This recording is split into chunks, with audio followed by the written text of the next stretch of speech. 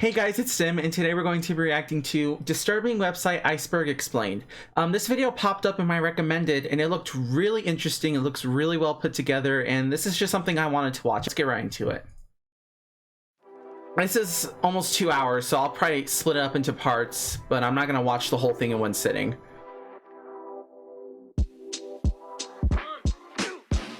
If this video found you in your recommended, you may have no experience with icebergs. If you are experienced with icebergs I have and none. just want to watch the video, go to this timestamp.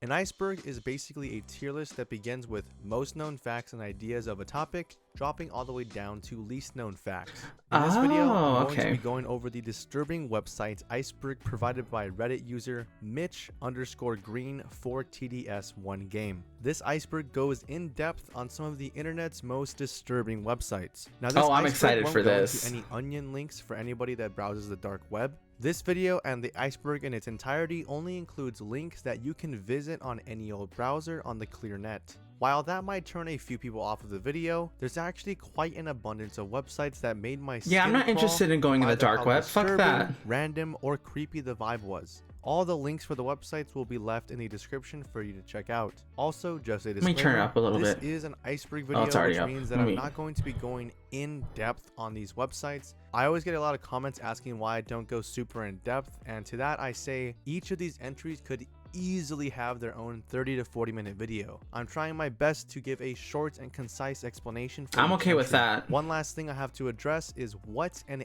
ARG is. This term comes up a lot in this video. An ARG is short for an alternate reality game. Usually these games are fun online interactive games that start with someone leaving a clue in a video, a forum post, or on some social media platform. Then from there, people take that clue and solve riddles upon riddles, finding weird websites, finding weird phone numbers, eventually getting to an end goal. An example I bring up all the time is an incident that happened with the Dark Knight franchise. An ARG was made up by Warner Brothers to promote the movie, in which people were given a fake $1 bill with the Joker's face on it at Comic-Con. The bill then led them to a website, which led them to a location at Comic-Con. At the location, a blimp flying in the sky had a phone number that people would call. All of this interactive play was done in order to promote the movies. That's cool. ARGs have an end goal in mind, such as the Poochie and Pansy ARG, which led people to search for a fictional figure known as the Gangadiddle, while others are just simply done for figuring out clues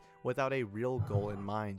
Remember this term, as it comes up quite a lot. I like that he's giving an explanation to things, so I won't be completely lost. I'm glad I decided to watch this part and not skip ahead. To get some work done from home, I suggest leaving the video on and listening to the audio. And as per usual, there's going to be no jump scares or sudden shifts in the audio in this video. Oh, sit back nice. And relax while I dive deep into the contents of this iceberg. Kicking it off with layer 1, most of layer 1 isn't disturbing stuff, but more so websites that are perfect time wasters. lgoog.im. lgoog is a website that archives those interactive Google Easter eggs that happen every so often. From fan favorites like the Pac-Man game that was playable on google.com, to other fun Easter eggs like the Zerg Rush game, where you fight an army of viruses on your screen by clicking on them. There are 24 Easter egg versions of Google that have been archived on the website, and every single one works perfectly from my experience. Some of my personal favorites are Google Gravity, which applies gravity to everything on your screen, Google Tilt, which slightly turns the page askew, and the Hidden Dinosaur game in Google Chrome. Oh yeah, that game is so much fun. Moving on.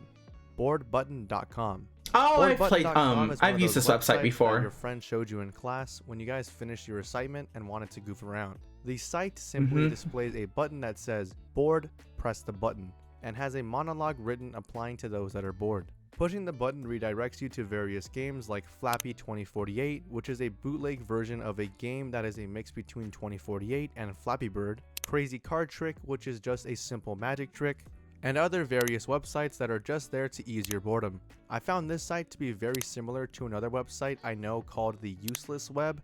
The only difference is that this website redirects you to entertaining websites, while boardbutton.com simply keeps you on the same website the entire time. If you got time to waste, go on either one of these websites to keep your boredom at ease. Yeah, good time killer. Isitchristmas.com. This website literally tells you if it's Christmas or not. That's it. If you click on the website when it's not Christmas, it will simply display the word no, No. in big bold letters. And if you thought something spectacular would happen when Christmas comes, you're dead wrong. It just shows the word yes in the same exact fashion. One weird thing that people have found though is that in the coding of the website, the creator bothered to write lines of code detailing his possible depression, like this line that says, "died from lack of heartbeat," or this one that simply states, "let death take me." However, What the fuck? this is not why this site is on this list, it's just another random website for you guys to enjoy. Moving on. You fell asleep watching a DVD.com. Anyone born in the late 2000s might not understand this one, but if you ever owned a DVD player, you should be able to relate to this website. You fell asleep watching a Oh, it's the little DVD.com logo thing is that a just website bounces that around. simulates that moment when you wake up after watching a movie, only for the DVD menu to be playing on repeat. The funny thing about this is how Oh, I relatable see. the website actually is. I can't tell you how many times I'd fall asleep watching a movie with my family, only to wake up an hour later with Yep. all the lights off and the DVD menu blaring from the television. This website lets you pick Yeah. between 8 different DVDs: Pride and Prejudice, Punch Drunk Love, Bucket List, Terminator 2, Van Wilder, Harry Potter 3, The Ben Stiller Show, and Born Supremacy. The thing that I found that was super cool about this website is that it actually plays the real menu from each of these DVDs, from the visuals on the TV to even the music and the sounds that emit from the television. Very relatable website that brought back some very weird nostalgic memories of the time before Netflix was a thing. Leave a comment below if you remember that bittersweet feeling of waking up Yep. to a DVD menu like this. Moving on. I miss DVD menus. Akinator.com. I'm pretty sure everyone knows what the Akinator is. Akinator.com is a 20 questions type of game where you choose something to think of, whether it's something random like a celebrity or even something obscure like a side character in a video game. No matter what it is, the Akinator tries its best to narrow down its answer and eventually guesses what you're thinking of. When the Akinator first came out, it wasn't too amazing at guessing obscure ideas. However, It's the gotten game really learns good each time lately. someone plays it by constantly calibrating and adjusting itself to get better results in the future. Nowadays, it can guess random obscure stuff like the pudding that Stu ate at 4 a.m. in the Rugrats. Pretty random, but the website somehow knows. Moving on. Creepypasta.com. Oh yeah, Not going to Creepypasta's spend been too much around time on for this a one. while. Creepypasta.com is a website that simply archives every single creepypasta that has ever been created. If you don't know what creepypastas are, they are short stories that are posted to lots of different websites that tell a story that's meant to creep you out in some Yep. way. Hence the name Creepypasta. The website compiles all of these stories from all over the internet into one central hub for people to binge in their free time. Anyone can submit their own story, and the website even ranks the top stories. That's basically it for this one. Moving on. Icechewing.com. Icechewing.com Never is heard a of this. forum website based on, you guessed it, chewing ice. At first I couldn't tell if this was someone trolling with fake forum posts, but due to the amount of posts that are actually on the site, I can only assume that everyone that posted on here genuinely loved chewing ice. There are tons of stories from people who claim to have developed an addiction to ice chewing, to others explaining their best way to make good ice. The sheer amount of posts It's was so pretty random. odd considering the topic at hand. There are well over 2,000 posts on Holy the site, shit. with a total of 4,292 members. It doesn't look like anyone can become a member nowadays, but there does still exist a login feature on the website for those lucky enough to have an account. The last post appears to have been made in May of 2017, with no other signs of life on the site. There does appear to be users browsing the website according to this nice who is online counter at the bottom. Moving on. MrDoob.com. This is where I feel the website I starts said getting Mr. a little Noob. bit weird. Mr. Doob is a collection of various mini games, I would say. I really don't know what to call these, but basically the website has this collection of cards at the top, and clicking on any one of them changes the activity on your screen. As of right now, the available activities I saw when researching are as follows: the multi-user sketchpad, where everyone on this tab can draw on a white page; 3JS sketches, which just plays crazy 3D animations; Obsidian, this one plays a weird music video for an upbeat techno song; Beach Balls, this one creates beach balls every time you click; What? Google Space, the Google Gravity ripoff; Webcam Displacement, which is the one that I didn't actually play because I didn't want it to use my webcam, so I don't know what it does, but I can only imagine; Magic dust, which just lets you play with magic dust, and you have This the is so ability to change random. the size and color of it. Winning solitaire. This tab was actually pretty hilarious. It just plays the winning animation for solitaire each time you click. Over and Voxel's over. Liquid, which is one of the weirder parts of the site. This one just follows your mouse around, creating these weird square waves. Sphere. This one's just a spinning sphere. Clouds, which just shows clouds. Disturb. This one distorts any image you drop inside of it. Voxels, the Minecraft wannabe tab. Internet Explorer 6, which just generates the Internet Explorer error message over and over again. Or they say, another music type animation. Plane deformations. Damn, how much do they have? Very fucking trippy. I mean, good God, each time you click on this one, it changes to something else. Water type, which just lets you type in waves. 3JS, a collection of artworks.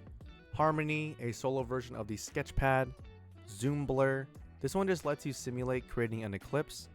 Roto Zoomer, which zooms in and out of this weird image of what I think is Satan.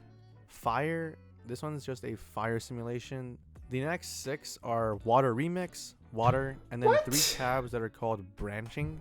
All of these basically entail the same exact thing, which is showing a prefixed obscure animation that you can mess with by simply clicking on the website.